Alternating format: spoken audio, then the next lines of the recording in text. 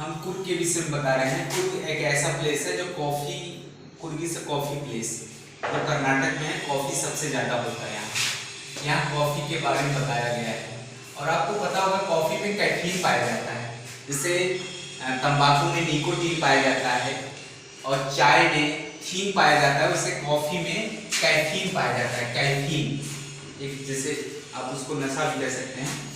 तो यहाँ कुर्ग के बारे में बताया गया है जो कर्नाटक के प्लेस में है। कुछ हार्ड मीनिंग है, मैं उसका जिक्र कर दे रहा हूँ, फिर उसके बाद चल रहा है। मिड वे का मतलब होता है between two places, between two places यानी दो स्थानों के बीच में। इनहैबिट का मतलब होता है ड्वेल, रेजिडेंस यानी निवास स्थान। जैसे आप रेजिडेंस सर्टिफिकेट बनवाते हो उसी को बोलते हैं ड्वेल या रेजिडेंस, निवास। रेस माने से दौड़ होता है, लेकिन यहाँ रेस जो है जाति से संबंधित कर रहा है। जैसे नेल्सन मंडेला जो चैप्टर था उसमें आप ध्यान दीजिए रेस आ रहा है। रेस का मतलब है कलर, वैसे यहाँ रेस का तात्पर्य स्पीसीज से, जात से, कास्ट, कास्ट माने भी जात होता है। और कोर मतलब उड़ेलना।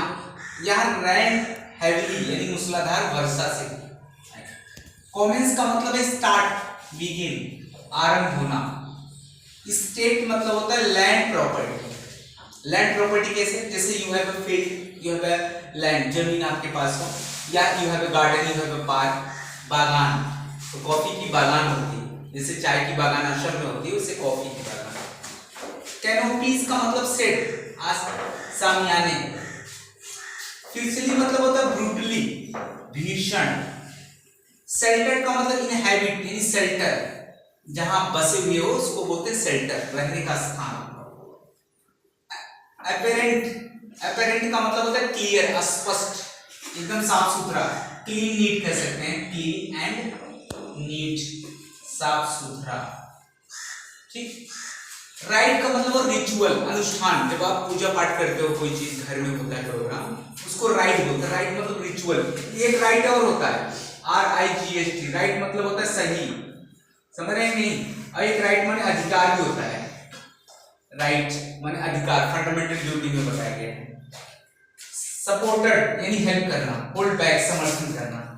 एम्ब्रॉयडर्ड का मतलब होता है डेकोरेटेड, कहीं सजाना, कढ़ाईदार कोई कपड़ा होता है जिससे झालरदार। विलिंग का मतलब ईगर होता है, ईगर यानी उत्सुक होना, डिजायर भी कर सकते हैं, इंक्लाइन इच्छुक होना किसी कार्य। रिलेटेड का मतलब है कनेक्टेड, संबंधित, जैसे teacher and student between, connected.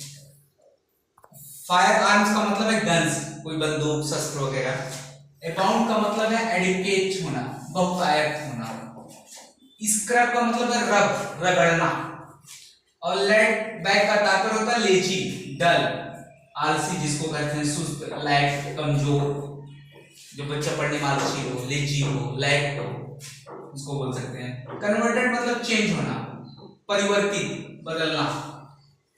Tiles का अर्थ होता है फुटपाथ, जो सड़क के किनारे फुटपाथ होता है। पेवमेंट यानी पगडंडियां जो होती है, पैदल यात्री चलते हैं, उसको बोला जाता है। रीजन मतलब होता है एरिया, क्षेत्र, एरिया क्षेत्र जिसको कह सकते हैं। वॉचफुल मतलब होता है केयरफुल, चौकस होना, जैसे सावधान। स्टेप असाइड होना, गेट असाइड का मतलब एक और हट जाना। मिस्टी का अर्थ होता है फॉग टाइप का, जैसे कन्वर्टेड विथ ड्यू, ओस से भरा हुआ, कोहरे से ढक जाना। सेटलमेंट का मतलब है एस्टैब्लिशमेंट, बस्ती। ये कुर्ग की पूरी मीनिंग है। कुर्ग जो ग्लिम्पसेस ऑफ इंडिया में बताया जाता है, एक होता है ना बेकर के बारे में बताता है, कुर्ग के बारे में, एक असम ऑफ टी के बारे में बताता है। एक कुर्ग की मीनिंग है। अब नोट डाउन इन कॉपी कर लीजिए। If have any problem then you can note down in comment box. Okay, thank you so much.